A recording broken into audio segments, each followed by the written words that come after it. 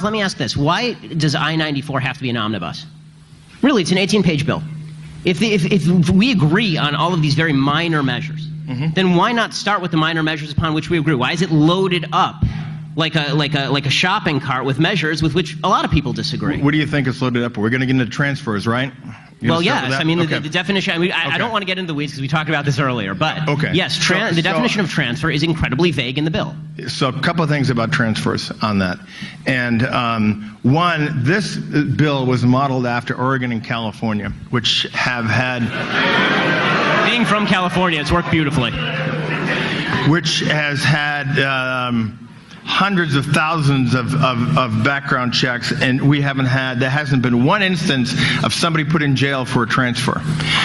Secondly, the key thing on a transfer is that you have to knowingly circumvent the law. In other words, you have to be a black market dealer, or otherwise you're not going to be criminalized for it. That transfer issue is put in there to affect this individual at gun shows. So gun shows are private sales. You can sell a couple of guns, but you had black market dealers that were selling 50 AK-47s a session against the law. Those people should have been, by definition, federally licensed firearm dealers. So it's designed at some point to prevent the bad guys from doing it. It's not a gotcha. Nobody wants gotcha for the average everyday citizen put in jail, and it will not happen that way because we have precedent in California and Oregon. Well, it should be okay. Let me tell you a little bit about the precedent in California for a second. In California, there are 30,000 mentally ill people who have guns. They have a grand total of 33 people, really, in the state of California who are tasked with taking these 30,000 guns away from these 30,000 mentally ill people.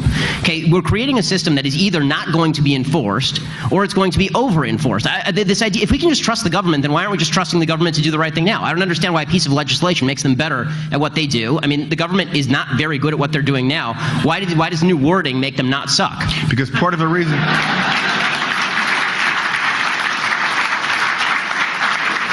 you have a law or initiative as a deterrent, that government won't even be involved, that the bad guys won't be going to gun shows to buy guns, so they have to circumvent it. Well, but that's exactly the point. If bad guys are not going to gun shows with regard to Ebola, and for a second, this is a mild digression. With regard to Ebola, the federal government just made the case that they don't want a federal travel ban, right? Because they said if there's a federal travel ban, people will just find a way to circumvent the federal travel ban. Okay, do you see the analogy here? Yeah, I'm not going there. I'm not going there. I'm here to talk about guns. And most people are law-abiding citizens on that. So, I think one of the reasons you have laws is a deterrent to make sure that people do the right thing. Well, I agree, but this is the attendant cost, right? If there are law-abiding, the cost is a law-abiding citizen, for example, under the bill, who wants to loan a gun to a family member for purposes of defending themselves. The bill talks about it has to be in the case only of the most basically emergency situations. Well, how does the government define that? It's undefined in the bill. Right? I mean, so I have a cousin, or I have a sister-in-law who feels endangered by her husband. If I give her the gun, and she says, I feel endangered, and she keeps it for a week, but the government only decides that she was endangered for 3 days, and the gun is stolen and used, then she can be prosecuted, I can be prosecuted, as well as the criminal. And you'll never be prosecuted. It's never happened. So again, it comes down to faith in government. You'll never be prosecuted. There's precedent here. You'll never be prosecuted. Use your best judgment and don't knowingly break the law. Then why don't we just pass a referendum that says, please, prosecutors, do good stuff? Let me do a follow-up. I think that you have to acknowledge the reality, regardless of which end of the ideological spectrum you're on, that this idea that the relationship between a corporation and a worker is an entirely voluntary one is a figment of our imagination. The reality is that the relationship depends upon the balance of power. Because if you were to really believe that it's totally a voluntary relationship, then you should be arguing for child labor, because that was legal at one time, and that was argued as a beneficial thing for the economy. So we have to understand that it's a balance of away power. From whether we need customers with more money to have that base, but we'll be addressing some of the underage working here shortly.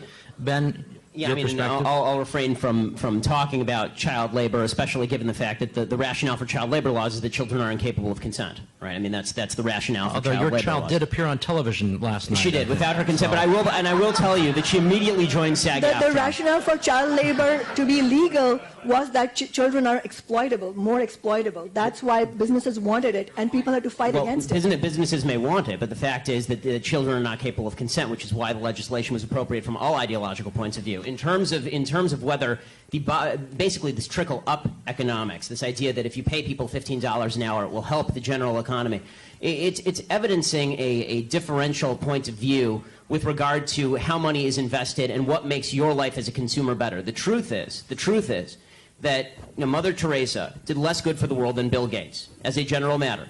Because more people gained their jobs through Bill Gates, more people have a product that Bill Gates created, more people's lives have been bettered through Bill Gates. Mother Teresa did a lot of wonderful things. But the reality of the situation is that what makes your life better than people's lives were 50 years ago is all the new products and services developed by all the rich people who hire you. All of you out there who I'm sure are not rich, are you working for a poor person right now? Who is hiring you? Who's paying your salary? Unless you're working for the government, and even then you're not working for a poor person, you're paying for the rich people who actually pay the taxes that pay for you to work for the government. So this idea that economic growth is a function of people making $15 an hour versus $14 an hour is simply not true. The reality of the situation is that what makes the economy grow is new products and services that make your life better and which require millions of dollars in research and development. And as far as the point that was made about the salary of the CEO of Walmart, all I can say is this. Walmart has approximately, they're the biggest employer in the country. They have something on the order of 2 million employees across the country. Let's say we agree that 20 million is too much, and let's say that we cut that salary to zero. Great, we just gave everybody $10, right, for the year. So let's stop pretending that the vast wealth imbalance inside Walmart is causing poverty for people at the bottom.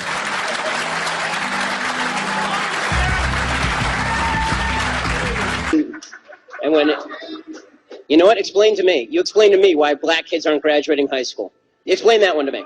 Explain to me why black kids are shooting each other in rates significantly higher than whites are shooting each other. Explain to me why 13% of the population is responsible for 50% of the murder. Explain to me why the number of black kids in prison, not for innocent reasons, not for walking down the street and getting pulled into a prison, is so high. Explain, if it has nothing to do with culture, explain to me why the single motherhood rate in the black community jumped from 20% to 70% in the same course of time that the civil rights movement has made such tremendous strides. Is America more racist now than it was in 1960? And if it is, please explain to me how that happened.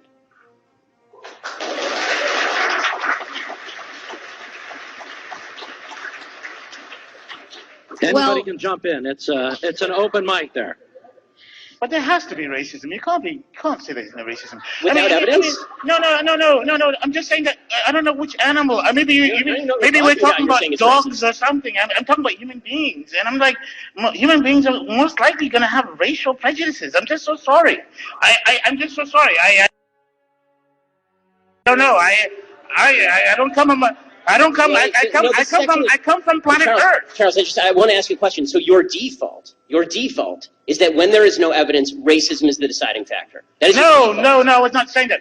I'm just saying that you're going to have sexists, you're going to have racists, you're going to have all this stuff. I mean, I'm just saying that. I agree it exists, but the problem that I'm seeing, and this is the problem with the general conversation, is that there's no solution in simply saying there's racism out there.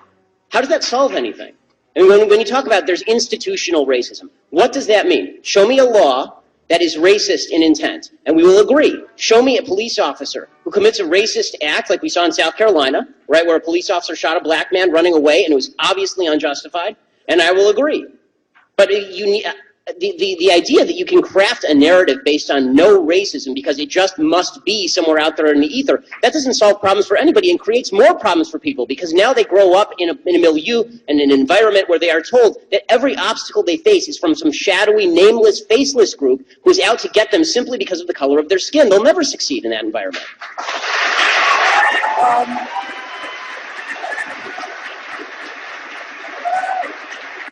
On the Black Lives Matter idea, I want to find the people. I want to find the people alongside you who think Black lives don't matter. I'm still looking for those people. Really, I mean, the implication is, of course, that for a bunch of people out there, for some reason, they're fine with black people getting shot in the street for no reason. Hands up, don't shoot was based on a lie. That's problematic. The idea that there is a huge number of black young men who are being shot for no reason by police officers is not statistically true. It's just not statistically true. The fact is that according to statistical studies at John Jay College, if you're a white man in a similar confrontation with police, you have a better chance of being shot by police than if you are a young black man. More white men are shot by the police every year in the country than young black men are shot by police in the country. The idea that there is a spate, and there's an easy proof. We know all of their names. We know all of their names. When there are 30 million black men in America. Okay, when we know all, President Obama said that we have a spate, it's a slow rolling crisis. Once every couple of weeks we have a case that's under dispute. So let's take his statistic. Okay, so let's say it's 26. No, one is too many, and we all agree. But is it really a slow rolling crisis with a broad trend across the nation when there are 30 million black people in the entire country and 26 people are shot under disputed circumstances, and probably at least half of those, the cop is at least